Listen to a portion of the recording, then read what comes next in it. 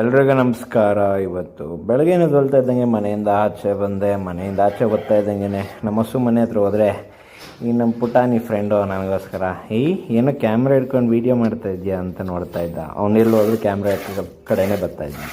ಆಮೇಲೆ ನಾನು ನಮ್ಮ ಅಣ್ಣ ಹಾಲು ಕರೆಯೋಣ ಅಂತ ಕೂತ್ಕೊಂಡು ಹಾಲೆಲ್ಲ ಕರೆದ್ಬಿಟ್ಟು ಹಾಲನ್ನೆಲ್ಲ ಕ್ಯಾನಿಗೆ ಫಿಲ್ಟ್ರ್ ಮಾಡಿ ಅಟ್ಟಿ ಆಮೇಲೆ ನಾನು ಅಲ್ಲುಜ್ಜಾಗ ಅಂತ ಹೋದೆ. ಬೆಳ್ಳಗಿರ್ಬೇಕು ಗುರಲ್ಲು ಗಬ್ಬು ನಾತ ಹೊಡಿತಾ ಇತ್ತು ಬೆಳಗ್ಗೆನೆ. ಆಮೇಲೆ ಒಂದು ಸ್ವಲ್ಪ ಹಾಲು ಕುಡಿಯೋದ್ರಲ್ಲಿ ಒಂಥರ ಫೀಲ್ಸೇ ಬೇರೆ. ಓಕೆ, ಸೊ ಹಾಲೆಲ್ಲ ಕುಡಿದ್ಮೇಲೆ ತೋಟದ ಕಡೆ ಹೊರಟೆ. ಕುಡ್ಗೋಲು ಹಗ್ಗೆಲ್ಲ ಎತ್ಕೊಂಡು ಮೇವು ಕೊಯ್ಬೇಕಾಗಿತ್ತು, ಹೊರಟೆ.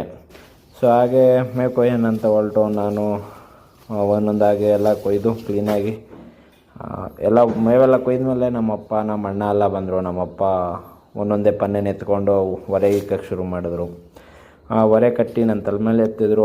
ನಾನು ಅದನ್ನು ತೊಗೊಂಬಂದು ಸೀದಾ ನಮ್ಮ ಗಾಡಿಯಲ್ಲಿ ಹಾಕ್ಕೊಂಡು ಮನೆ ಕಡೆ ಬಂದೆ. ಆಮೇಲೆ ತಣ್ಣಗಿದ್ದಿದ್ದು ಮೈಕಾಲು ಉರಿತಾಯಿತ್ತು ಅಂದ್ಬಿಟ್ಟು ತಣ್ಣ ನೀರಲ್ಲಿ ಕೈಕಾಲು ಮುಖೆಲ್ಲ ತೊಳ್ಕೊಂಡೆ.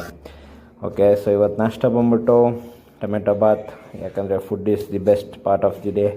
ತಿಂದ್ಬಿಟ್ಟು ತೃಪ್ತಿ ಆಗೋದೆ ಗುರು. ಸೊ ಆಮೇಲೆ ಇವತ್ತೇನೋ ನಮ್ಮೂರಲ್ಲಿ ಒಂದು ದೇವ್ರ ಮೆರವಣಿಗೆ ಇರ್ತದಲ್ಲ, ನೋಡಿ ಎಂಜಾಯ್ ಮಾಡಿದೆ. ಸೊ ಈ ವ್ಲಾಗೆಲ್ಲ ಇಷ್ಟ ಆಗಿದೆ ಅಂತಂದು ದಯವಿಟ್ಟು